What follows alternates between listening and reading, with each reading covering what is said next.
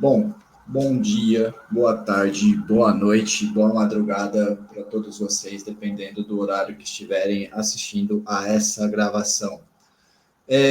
Queria começar essa gravação dizendo que essa é uma gravação referente à aula 1 do curso de Cálculo 1, certo?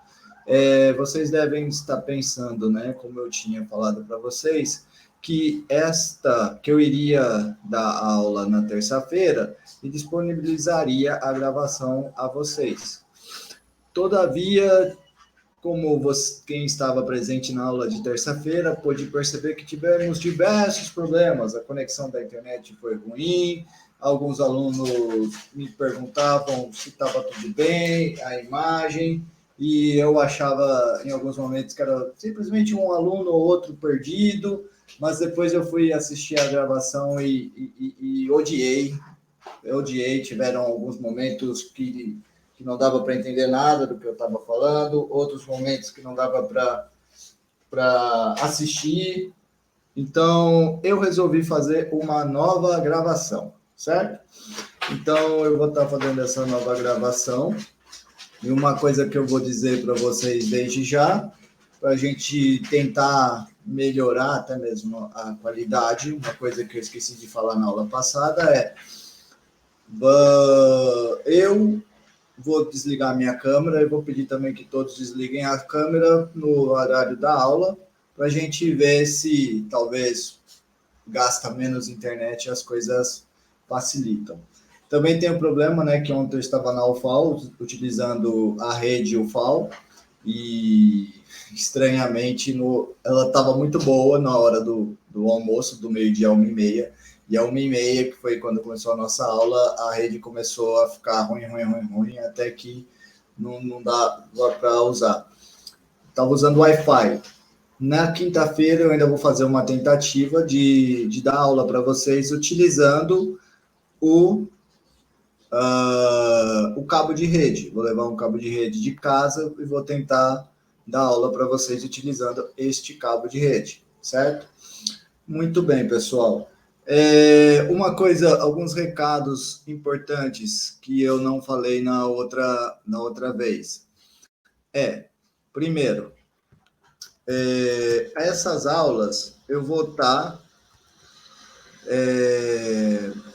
gravando elas e vou postar elas no Ava junto com as minhas anotações, tudo bem? E outra coisa importante a ser dita é que eu vou estar sempre, em todas as aulas, fazendo chamada, certo? Então é importante vocês estarem presentes nas aulas para não ter problema com chamada. Se alguém tiver algum motivo justificável, me avisa, certo? Por quê? A justificativa não vai tirar a sua falta, tá? A priori. O que eu vou usar com a justificativa? Se você reprovar por falta, mas você reprova por falta, suponhamos, tem um tanto de falta que você vai reprovar por falta, que todo mundo sabe que é muito pior reprovar por falta do que por nota. Se você estiver nessa condição, você chega e fala para mim, professor, reprovei por falta, mas o senhor lembra que lá na aula X eu te mandei um e-mail com um comprovante que eu faltei por causa disso. Aí o que acontece? Eu vou lá, confiro o e-mail. Se for isso mesmo, eu retiro uma falta, certo? Assim que vai funcionar. Muito bem, pessoal. Outra coisa importante a ser dita. Eu estou regravando a aula passada, então não tem como eu ter interação com vocês, certo? Mas nas minhas aulas, eu acho muito importante nós termos uma conversa, um diálogo, certo? Que é uma coisa que eu sempre digo, aula é muito diferente de palestra. Na aula é importante a gente ter uma conversa, na minha opinião, ter uma conversa de construção de pensamento.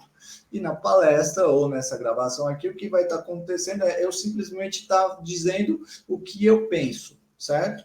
E não uma construção junto, certo? Mais uma coisa... Desculpa que passou uma moto aqui, vamos esperar. Pronto. Outra coisa para ser dita, bom, meu e-mail, vou colocar aqui meu e-mail, renan.medrado@im.ufal.br, certo? Esse é o meu e-mail. Muito bem, pessoal. Então vamos lá. Bibliografia do curso.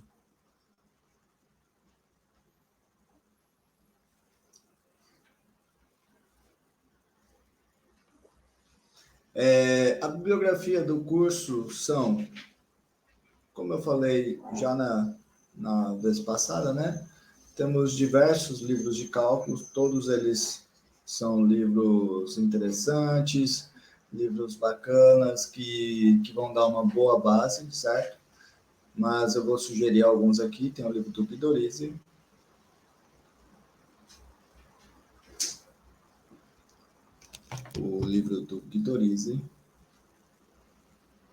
o nome do livro do Guidorizi é Um Curso de Cálculo, volume 1.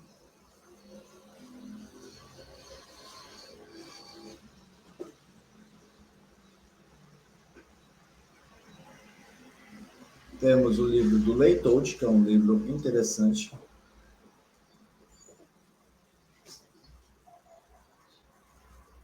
Temos o livro do Stewart.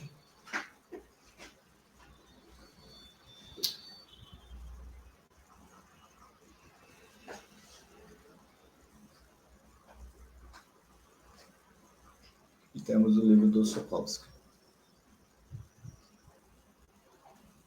Certo? Temos esses livros, alguns livros que eu recomendo para vocês, tá? Esses são alguns livros interessantes que eu recomendo. Bom, o que mais que eu quero dizer? Aquilo que eu estava falando também na aula passada, mas acho que foi, inclusive, interrompido. Façam todos os exercícios do livro, certo?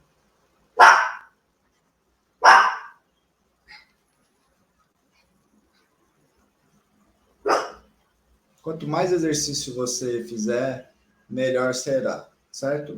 O segredo é esse para ter um bom curso de cálculo, tá? É fazer exercício, é a tua maturidade. E falando em maturidade, uma coisa para matemática como um todo, pessoal. Matemática não se estuda de véspera, porque matemática você precisa de um amadurecimento, certo? O que eu quero dizer com isso? Provavelmente os efeitos do estudo que você está tendo hoje, você vai sentir daqui uma semana, 2 semanas, 3 semanas, às vezes um mês, às vezes um ano, certo? Porque precisa de um período disso estar meio que trabalhando no seu subconsciente, certo? Então, por isso, eu recomendo a vocês, não deixem para estudar na véspera, tá? E toda dúvida que tiverem, me procure, certo? Façam muitas perguntas. Façam muitas perguntas. Certo? Bom, outra coisa, informação, a gente provavelmente terá uma monitoria e está a definir, certo?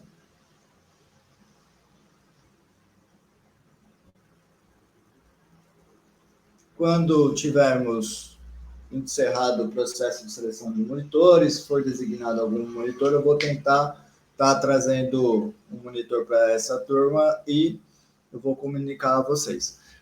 Outra coisa que eu quero dizer para vocês, como que vão funcionar as provas? De novo, no horário da prova, todo mundo entra nessa sala, aí eu vou pedir para todo mundo colocar um e-mail no chat, depois eu vou selecionar algumas pessoas do chat, vou falar, abre a sua câmera. Aí você fala para você dar um giro na tua câmera para eu ver o ambiente onde você está. Mostra as tuas folhas, aí você faz isso. Se tiver tudo ok, ou seja, se não tiver ninguém com você, não tem nenhum livro de consulta por perto, não tem, as suas folhas estão todas em branco, aí eu vou te enviar um link para outra sala. Você entra nessa sala e faça a prova. Lembrando que A partir do momento que você abrir a câmera, você vai ficar com a câmera aberta o tempo inteiro, tá bom? As datas da prova, datas das provas.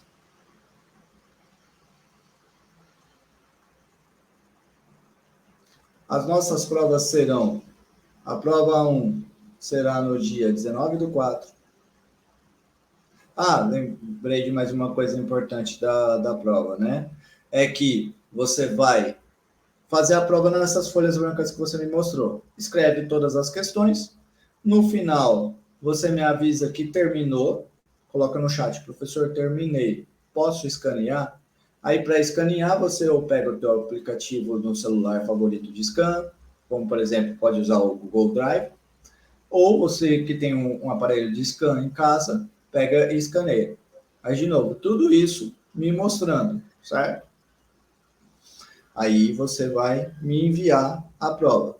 E eu ainda não decidi se esse envio vai ser via e-mail ou via Moodle ou um Google Classroom. Eu ainda vou decidir, certo? Geralmente eu faço via e-mail, mas porque eu acho que fica uma comunicação melhor, mas eu tenho um pouco mais de trabalho, porque tenho vários, recebo muito e-mail, né? Certo. Então, novamente, as datas das provas. P1, 19/4. P2, 17/5. P3, 7/6. P4, 7/7. Reavaliação, 14/7. Final, 21/7. Pessoal, uma coisa importante. Saibam como funciona o sistema de notas da UFAL. Como que funciona o sistema de notas da UFAL? O sistema que abre para mim, e vocês também têm acesso, ele tem um campo para AB1, AB2, reavaliação e prova final. Essas duas primeiras serão as nossas AB1. Essas daqui serão as nossas AB2, certo? Aí o sistema faz uma média e e depois você tem uma reavaliação. O que funciona a reavaliação? Como que é a reavaliação? Você vai fazer uma prova sobre o assunto da AB1, se a sua nota AB1 for menor do que a AB2. Ou você vai fazer uma prova da AB2, do assunto da AB2, ou seja, da prova 3 e 4, se ela for a sua pior nota, certo? Então, na reavaliação, você faz uma prova do assunto da AB que você foi pior, tá bom? E daí essa nota é substituída pela nota das ABs, certo? E tem também o campo da final. O que acontece? Se você faz a AB1, a AB2 e a reavaliação e tem uma certa nota, veja no regimento da UFAL qual é essa nota, você está aprovado. Uma nota acima de certo tanto, você está aprovado. Uma abaixo de um certo tanto, você está reprovado. E tem um intervalo, que se você estiver nesse intervalo, você tem direito a fazer a prova final. Aí você faz uma prova final, e daí o que o sistema vai fazer? O sistema vai fazer a nota média das suas ABs, uma média ponderada dessa nota com a nota da prova final, e vai te dizer, se você tiver num certo intervalo, você está aprovado, se não, você está reprovado, tá bom? De novo, confiram no regimento da UFAL essas regras, para nunca mais se esquecerem. Ok.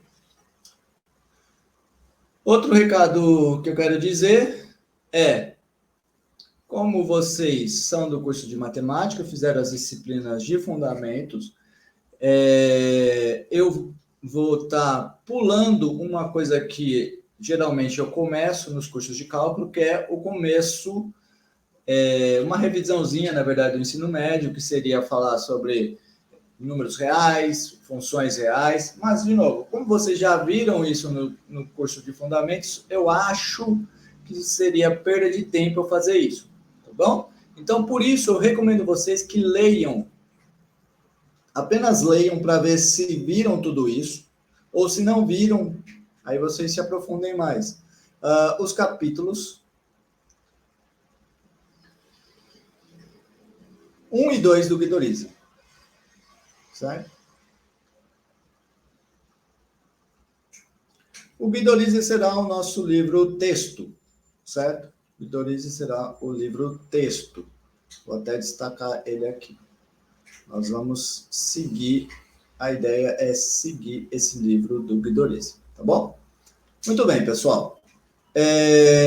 Então, eu vou começar agora a partir do capítulo 3 do livro do Guidorize. Nesse momento, nós vamos falar sobre funções contínuas. Só que, neste primeiro momento, nós vamos falar de função contínua de uma maneira heurística, certo? Heurística. Na verdade, não só continuidade, mas também falaremos de limite.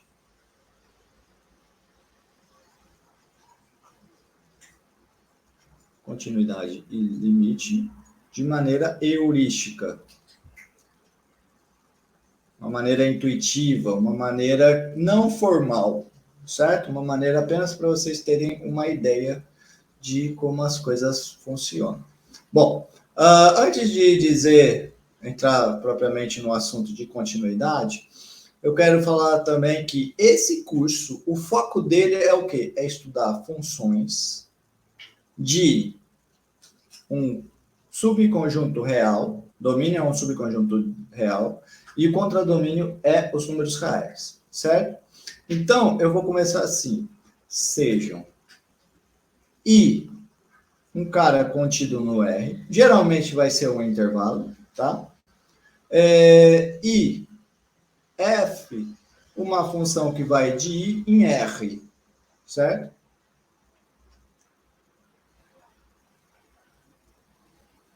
O que eu quero fazer? A minha pergunta. O que eu quero fazer? Pergunta. Como definir continuidade?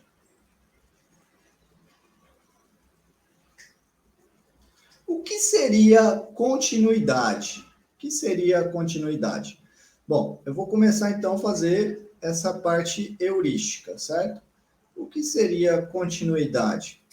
Você pode pensar a continuidade do seguinte jeito.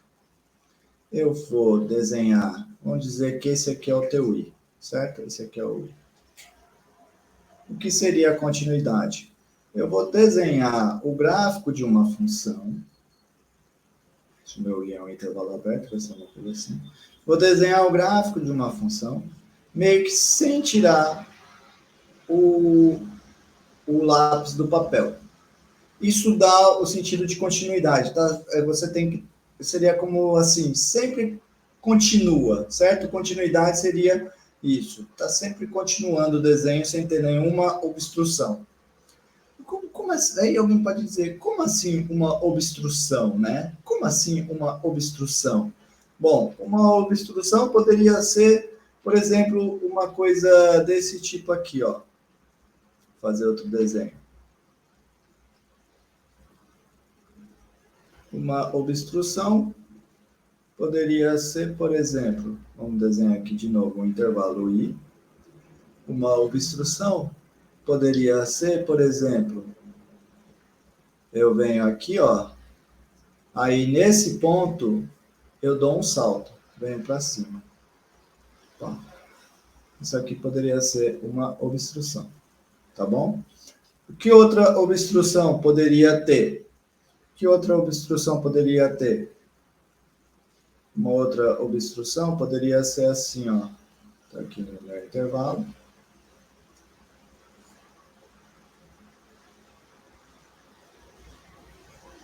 Aí eu venho aqui, ó.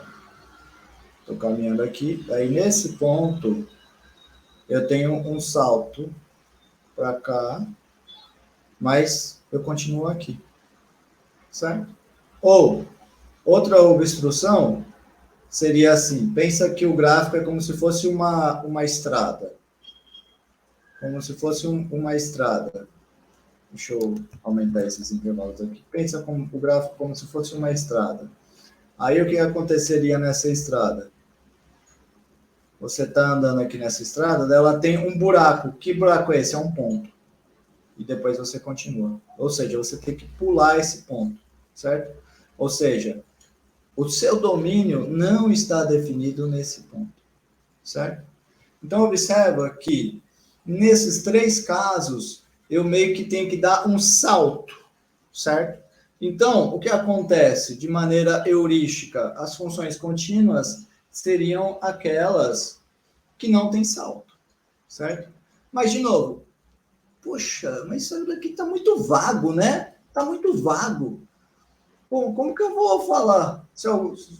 Se eu falar, sei lá, escolha um matemático importante, vou falar para o Terence tal. Ah, uma função contínua é uma função que eu não tiro o lápis do papel. O Terence tal vai te dar um tapa, vai falar assim, rapaz, você tá maluco? É maluco? O que, que é isso? O que você está falando? Tem nada a ver com o que você está falando, certo? Brincadeira, ele é uma pessoa educada, não vai fazer isso. Mas não tem mesmo sentido, né? Essa coisa de, uma função contínua é aquela que eu não tiro o lápis do papel. Que sentido tem isso? Ah, uma função que não é contínua no ponto é aquela que dá um salto nesse ponto. Mas o que, que é isso? Essa coisa de dar um salto, né? É muito estranho. Bom, então eu preciso meio que ter outra ideia, certo? Então, que ideia que eu vou fazer, né? Eu vou tentar fazer o seguinte. Ó, eu vou tentar pensar numa coisa um pouco diferente. Vamos imaginar aqui, ó, vamos dar um nomezinho para esses pontinhos aqui. Digamos que esse daqui seria o P. Nesse caso, esse aqui é o P. Nesse caso, esse é o P. Nesse caso, esse é o P. Vamos tentar enxergar o que teria em comum esses que deram errado e que não acontece nesse daqui. O que basicamente aconteceu de diferente é o seguinte. Observa, nesse cara aqui, ó, quando eu estou pegando, ó, uma dica importante. Em cálculo, você tem que pensar os pontos se mexendo, tá? Quando eu pegar esse x aqui, ó, o f de x dele está aqui. Aí o que vai acontecer? Se eu fizer esse x se aproximar do P, observa que o meu f de x vai estar se caminhando e se aproximando do f de P. A mesma coisa se eu vier à direita do P. Nesse caso, não. Nesse da primeira aqui de baixo. Por quê? O que acontece nesse primeiro de baixo? Deixa eu só aumentar aqui um pouquinho o meu eixo cartesiano para ficar melhor. Peraí. Aumentando só um pouquinho. Pronto. O que está acontecendo nesse aqui é o seguinte, ó. Observa que esse é o meu f de P. Mas se eu pego o x aqui à direita, certo? Quando eu for caminhando o meu f de x, o meu x, para se aproximar do meu p, o meu f de x vai estar se aproximando deste ponto, que é diferente do f de p. Não vai chegar no f de p, vai estar meio que longe do f de p. A mesma coisa acontece nesse segundo, certo? Esse é o f de p. Mas se eu pego x aqui, ó, e faço ele se aproximar, ele vai estar se aproximando, o f de x vai se aproximar desse ponto, não do f de p, certo? Mesma coisa se eu vier pela direita do p. Nesse terceiro, nem tem f de p para se aproximar, tá bom? Então, tá meio que intuitivo de se dizer, Vou definir continuidade, então, para um ponto. Contínua em um ponto. Como que eu vou falar se a função é contínua no ponto? Eu vou falar do seguinte jeito. Se o x está tendendo a P, então o f de x tende a f de P, certo? Vou falar desta maneira. Então, heuristicamente, o que seria uma função contínua? Eu vou dizer o seguinte, f é contínua em P quando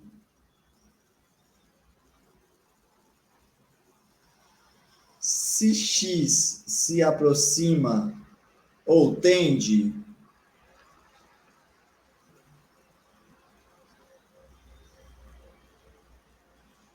a P, está caminhando em direção a P, então o f de x tende a f de P. Aqui é a ideia que eu falei de pensar o gráfico caminhando, os pontos caminhando. Se eu estou com x caminhando na direção do P, então o f de x está caminhando e indo para f de P, certo? Se o x está caminhando para P, o f de x está caminhando para... Se o x está caminhando para P, então o f de x está caminhando para f de P, tá bom? Bom, mas observa uma coisa comigo. Tanto nesse aqui embaixo, no último, quanto no penúltimo, o meu f de x estará caminhando para um valor diferente do f de P, um valor L. Então, vai ter meio que sentido eu estar introduzindo, então, um novo objeto. Que novo objeto seria esse que eu vou introduzir? Seria um objeto de limite, que é x caminhando para P, f de x caminhando para L. Eu vou dizer, então, que L é o limite da f de x, certo? Então, tudo isso aqui é heurístico, tá, pessoal? Tudo isso aqui é heurístico. Então, se ao aproximar ou ao tender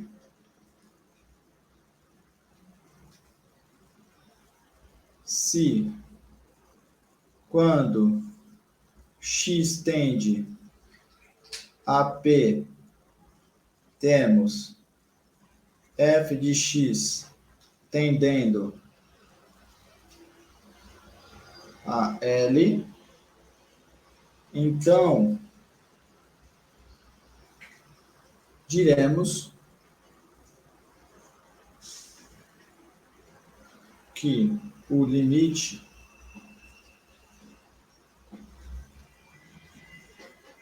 de f quando x tende a P é L, tá bom? E eu vou denotar isso por limite x setinha P de f de x igual a L, tá bom? Esse é o limite, o famoso limite, certo?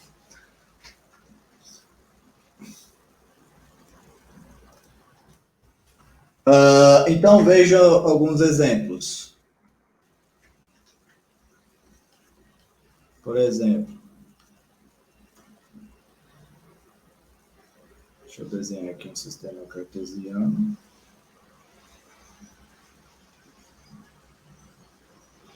Já vou copiar ele, que eu vou usar ele várias vezes. Então, um exemplo poderia ser, por exemplo, você pegar a reta. Uma reta passando aqui. A reta tem uma ideia intuitiva de continuidade, né? Ou seja, eu desenho a reta sem tirar o lápis do papel, certo? Essa reta tem um sentido de continuidade. Vamos dizer que essa reta aqui que eu desenhei é o f de x igual a x, certo? Essa daqui seria uma ideia de uma função contínua. Agora, pensa numa outra coisa. Copiei lá o sistema cartesiano, não para fazer besteira não. Agora pensa uma outra coisa. Se você pega essa mesma reta, deixa eu copiar exatamente a mesma reta. Se você pega a mesma reta, e você faz o seguinte. Em um ponto, por exemplo, aqui no ponto 1, você vem nesse ponto 1 e retira esse ponto. E esse ponto, você leva ele aqui para cima, por exemplo. Certo? Aqui seria o ponto 1, mas eu estou levando ele aqui para o ponto, vamos dizer que eu levei ele para o ponto 2. Certo? Então, essa função aqui não é contínua. Por quê? Porque eu dei um salto. E nessa função, eu teria que o limite de x tendendo a 1, do f de x, seria quem? Olha aqui, ó. Quando eu tô, pega aqui o x caminhando, ó. Pega um x, ele está caminhando para 1. Ó, o f de x dele está aqui. Pega ele mais para cá, ó. Ele está aqui. Observa que conforme eu for caminhando a 1, ele está caminhando para o 1. A mesma coisa se eu pegar a direita do 1, ó. Pega ele aqui, ó. Ele vai estar aqui. Depois, ele está vindo para cá, ó. Ó. Tá chegando mais perto. Tá indo para o 1, certo? Então, esse limite aqui é 1. Tá bom? Agora, e se eu fizesse assim, por exemplo? Vamos dizer... Fizesse assim.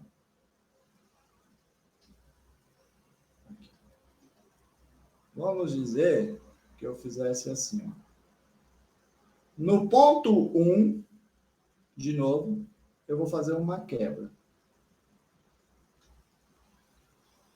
Então, estou aqui, daí no ponto 1 eu quebro. E o que eu vou fazer no ponto 1? Na verdade, no ponto 1, eu vou levar para outra reta.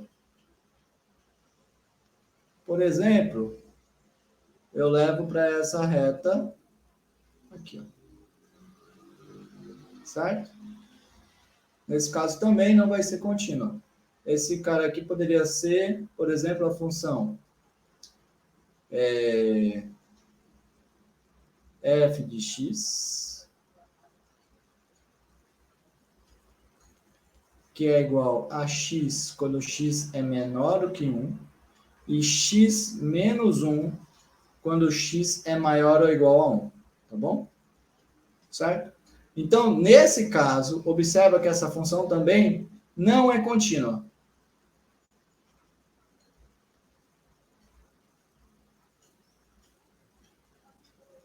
E o que tem de interessante nessa função é que não existe o limite de x indo a 1 do f de x. Por que não existe esse limite?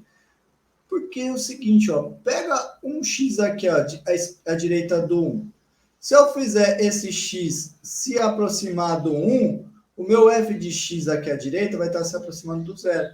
Só que em contrapartida, se esse cara aqui, ó, pega um x aqui à esquerda, quando eu fizer o x se aproximar do 1, o f de x vai estar se aproximando desse valor aqui que é 1. Então, no fim, eles não estão se aproximando do mesmo valor. Então, não tem um L, certo? Isso até induz uma coisa que a gente vai ver com mais detalhes para frente, a ideia até de limite lateral, de quando eu estiver caminhando à direita e quando eu estiver caminhando à esquerda, tá bom? Mas, de novo, pessoal, tudo isso que eu estou falando aqui é heurístico, não é matemático, certo? Não é matemática, é bobeirinha. Bom, mas enfim, agora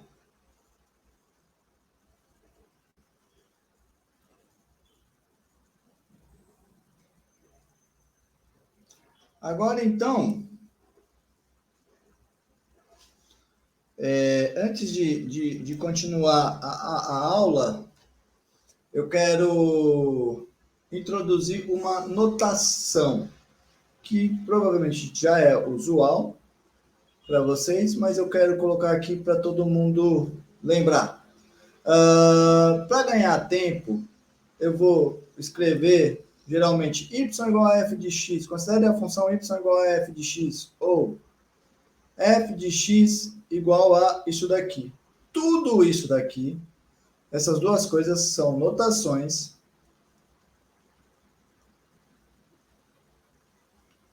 Na verdade, então, eu deveria ter colocado e, né? São notações para uma função. Essa função é uma função que vai domínio de f em R, que pega um x e leva ele em f de x. Aí você pergunta, quem é esse domínio de f? Domínio de f é o conjunto dos x pertencentes aos reais, aonde faz sentido eu escrever f de x, tá bom? Então, por exemplo, se eu penso nessa função aqui, ó. Se eu penso nessa função aqui, ó, exemplo. Se eu penso nessa função aqui, ó. F de x igual a x. Isso daqui é notação para a função f, que vai do conjunto onde isso daqui está bem definido. Qual é o conjunto? Todos os reais. Em R, que pega um x e leva ele em x. Agora, se eu pego g de x igual a x vezes x menos 1 dividido por x menos 1. Isso daqui é notação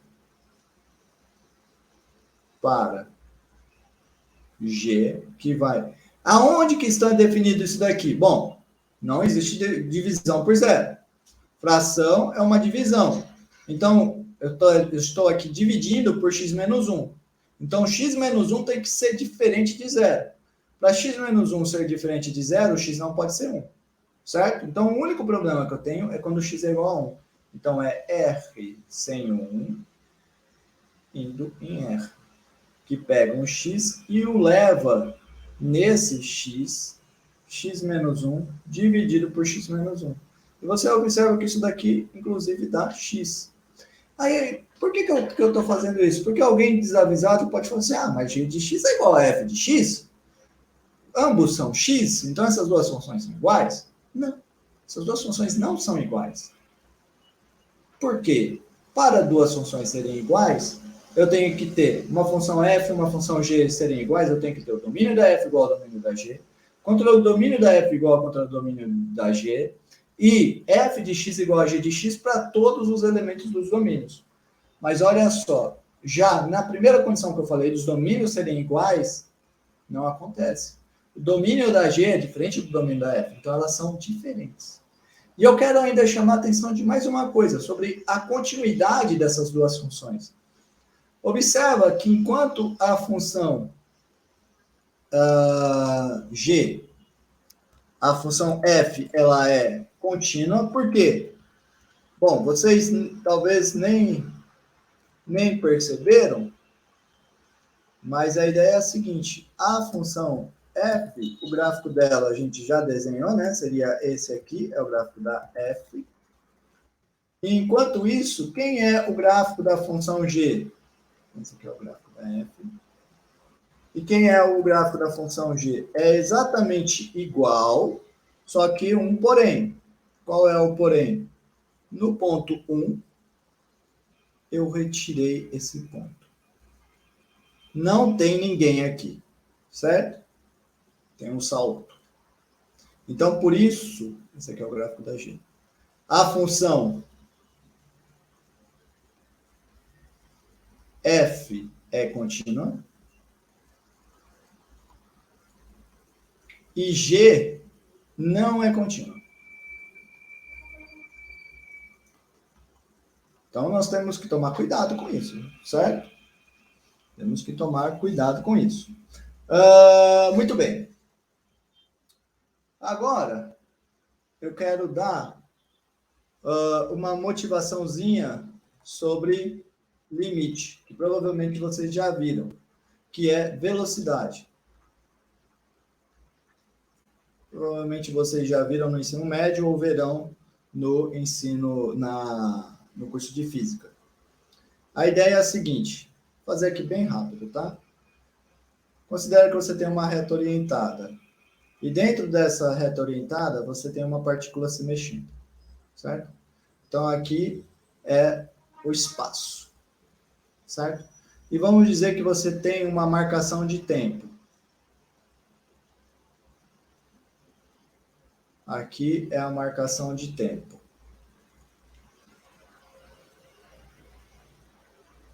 Aqui é o tempo.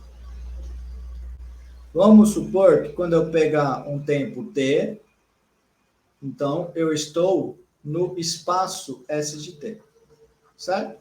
Quando eu pego um tempo t0, eu estou no espaço s de t0, certo? Lembrando que não precisa ser desse jeito que eu estou fazendo, ó. Sempre indo para frente. Pode ser que nesse instante aqui, ó, ele veio lá para trás, tá bom? Muito bem. O que eu quero lembrar para vocês, que vocês devem já ter visto no ensino médio, é a velocidade média da partícula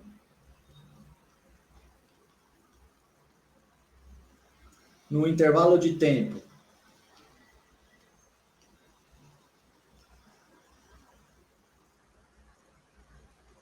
de t0 a t é o espaço em t menos o espaço em t0 dividido por t menos t0.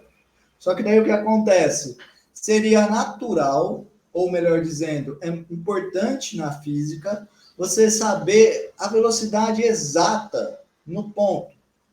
Aí você se diz, mas como definir essa velocidade exata? O que se faz lá é um processo de limite.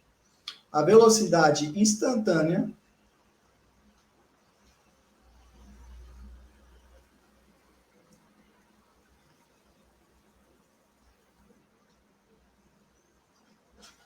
é esse limite.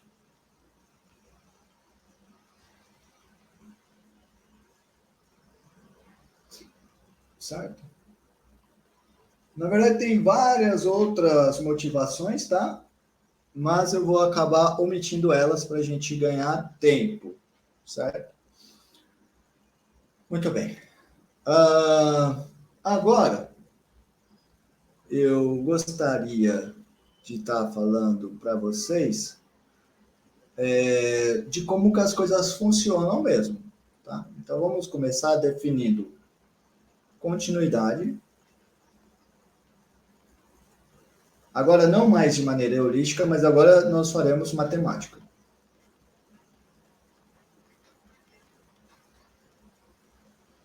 Então, vamos lá. Eu tenho que escrever de maneira matemática o conceito de continuidade que nós estabelecemos. Então, novamente, eu quero responder a pergunta: como definir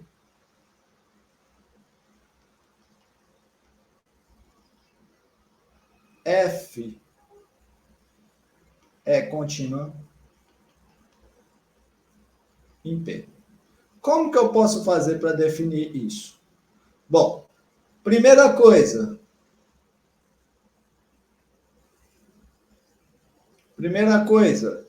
como vocês viram antes, é importante que o P esteja no domínio da F. Por quê? Eu vou ter que sempre fazer o F de P. Então, primeira coisa importante, P dentro do domínio.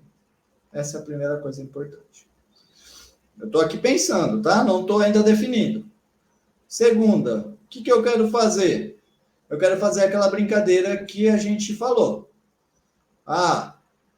Se X tende a P, ou se aproxima de P, está caminhando para P,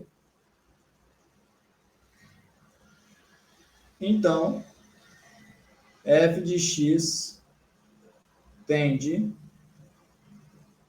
a f de p, certo? Eu quero fazer dessa maneira. Mas isso aqui não tem muito sentido, certo? Eu vou só reescrever isso de uma maneira que eu acho mais apropriada, que seria assim, o f de x é a mesma coisa que eu vou escrever aqui, tá? O f de x tende a f de p quando x tende a p.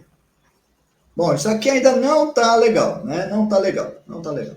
Porque o que é esse negócio de tende, né? Então, eu vou tentar mudar isso. Eu vou mudar do seguinte jeito. Vamos pensar assim. A distância de f de x até f de p é arbitrariamente pequena. Não sei, eu quero usar, não vou usar essa palavra não, porque eu acho que talvez alguém se confunda.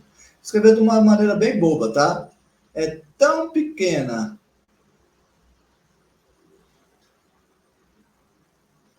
quanto desejado, desde que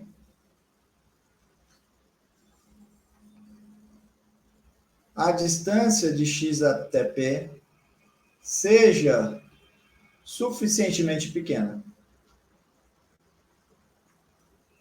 Concorda que isso daqui é uma boa ideia? Por que seria uma boa ideia? Porque a ideia seria assim, vamos dizer que essa aqui é a tua função, esse aqui é o teu f de p. O que está acontecendo aqui? Ele está te dizendo assim, ó, se você pegar um f de x, essa distância de f de x até f de p vai ser bem pequenininha, desde que a distância de x até p seja menor do que uma certa coisa que eu estabeleci. Tá bom?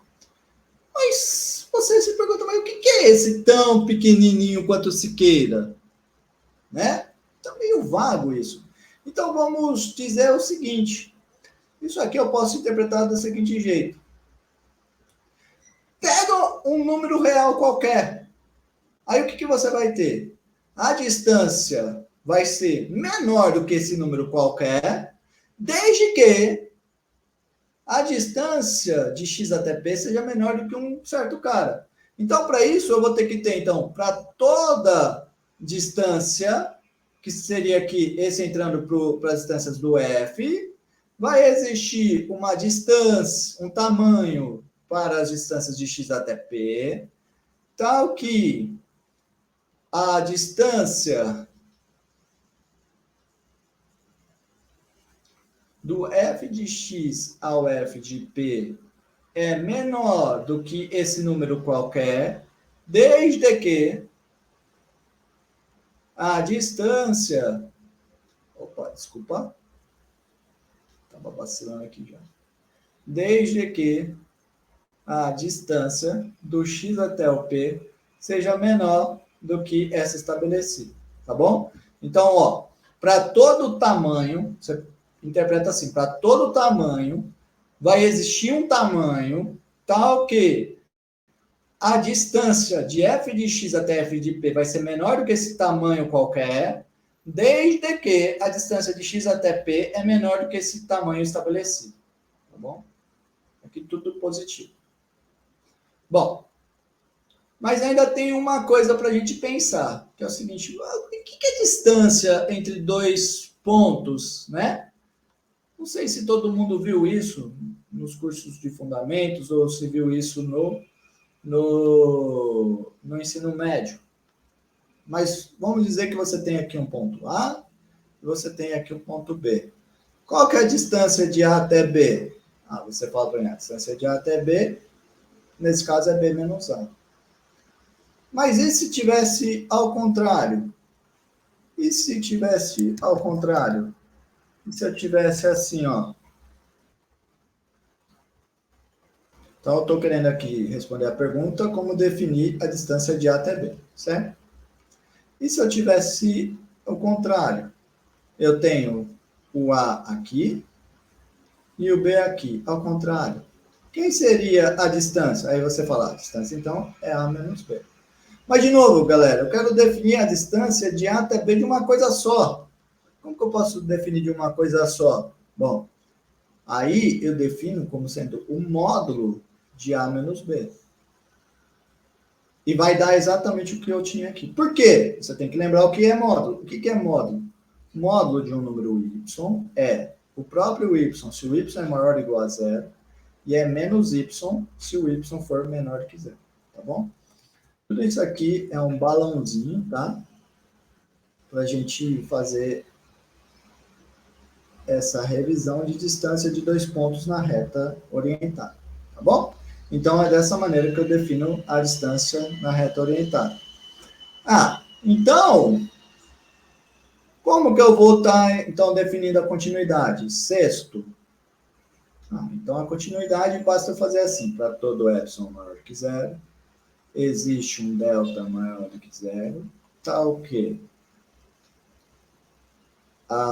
o módulo de f de x menos f de p é menor do que epsilon, desde que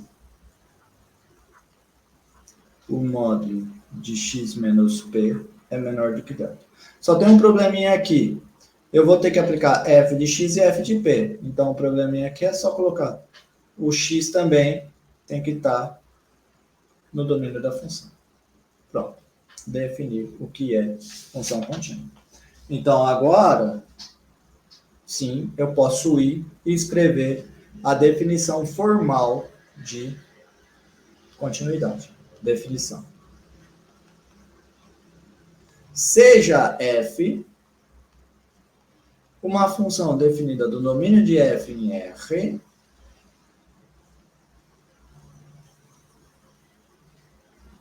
aí eu vou dizer o seguinte, diremos que f é contínua em P. Observa que aqui eu estou colocando já P dentro do domínio. Por quê? De novo, só posso falar de continuidade quando o P for um elemento do domínio. Quando? Agora eu vou escrever o nosso mantra.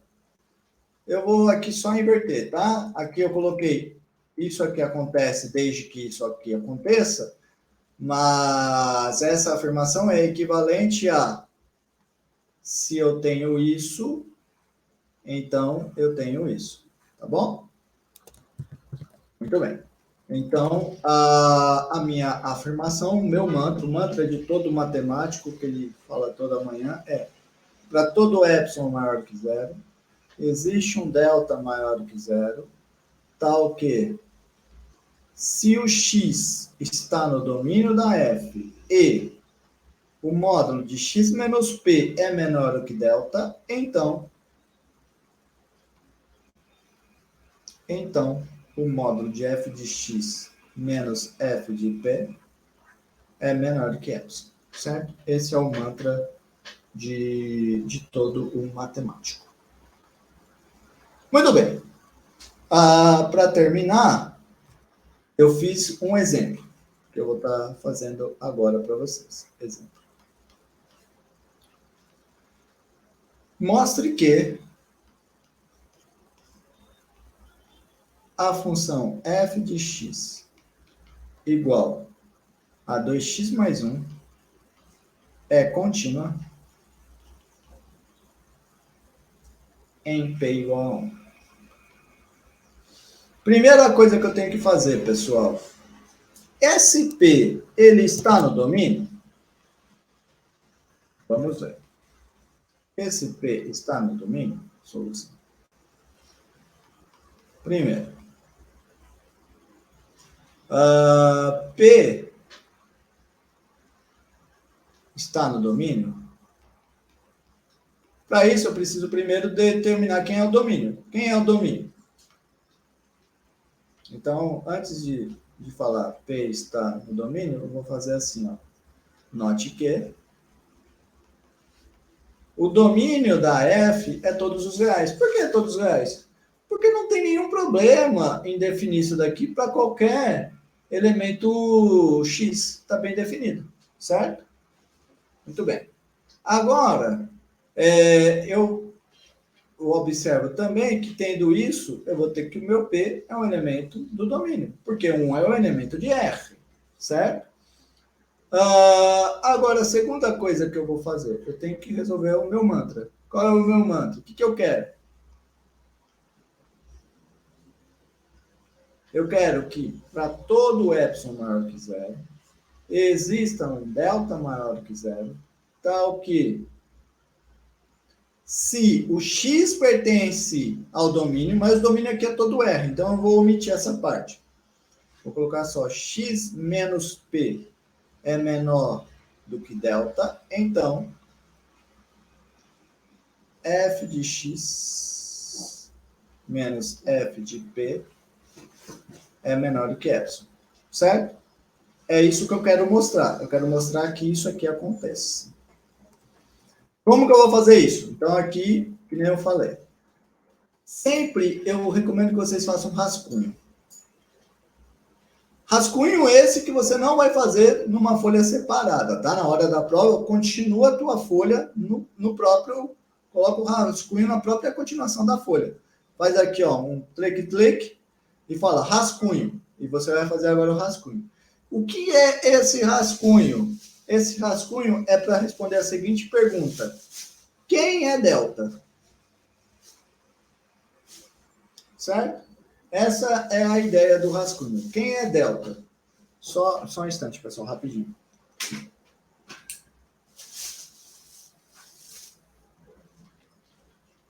Então, a ideia do rascunho é simplesmente determinar quem é delta. Para determinar quem é delta, o que eu vou fazer? Eu vou colocar, então, o que eu quero. O que eu quero? Eu quero f de x menos f de p menor que epsilon, né? Então, de novo, quero. O que eu quero? Eu quero módulo de f de x menos f de p menor do que epsilon. Mas isso é equivalente, ou seja, é a mesma coisa. Quero dizer, dessa frase eu tenho o que eu vou escrever aqui, e do que eu vou escrever aqui, eu volto para essa frase. Isso aqui é a mesma coisa do que? Substitui. Quem que é o f de x? É o 2x mais 1. Então, eu vou colocar aqui 2x mais 1 menos o f de p. 2p mais 1. Tá bom? Menor do que epsilon. Certo? É isso que eu quero. Aí você se lembra. Mas quem é P? P é igual a 1. Então, isso aqui é a mesma coisa que 2x mais 1, menos 2 vezes 1, que dá 2, mais 1, 3. Menos 3. Menor do que epsilon. Mas isso é a mesma coisa do que o quê? Que é a mesma coisa que 2x menos 2, menor do que epsilon. Aí, o que eu faço aqui? Coloco em evidência o 2. Então, eu vou ter 2 vezes x menos 1, menor do que epsilon. Agora, o que eu faço? Utilizo a propriedade que o módulo da multiplicação é a multiplicação dos módulos. Então, isso aqui vai ser módulo de 2 vezes módulo de x menos 1 menor do que epsilon. Mas isso aqui é a mesma coisa do que ter módulo de x menos 1 menor do que epsilon sobre 2. Pronto. Determinei quem é delta. Delta pode ser qualquer número maior do que zero e menor do que epsilon sobre 2, podendo ser o próprio epsilon sobre 2. Certo? Agora eu vou fazer o caminho contrário, certo? Já determinei quem pode ser o delta, agora eu vou mostrar que, de fato, esse delta é o delta procurado. Então, ó, terminei o rascunho. Agora eu volto para a solução. Voltando. Note que, se eu pegar qualquer epsilon maior do que zero, eu vou ter o seguinte. Se eu tiver o x menos 1 menor do que o meu delta, que nesse caso eu vou pegar ele como sendo o próprio epsilon sobre 2, então eu vou ter que o módulo de f de x menos f de 1 vai ser o quê? Quem que é o f de x? De novo, é o 2x mais 1, menos 2 vezes 1, é mais, desculpa, não menos, mais 1, que vai ser igual a módulo de 2x mais 1 menos 3, que é igual a módulo de 2x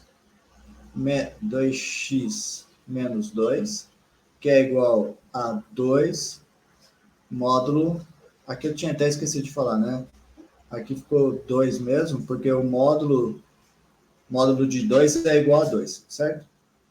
X menos 1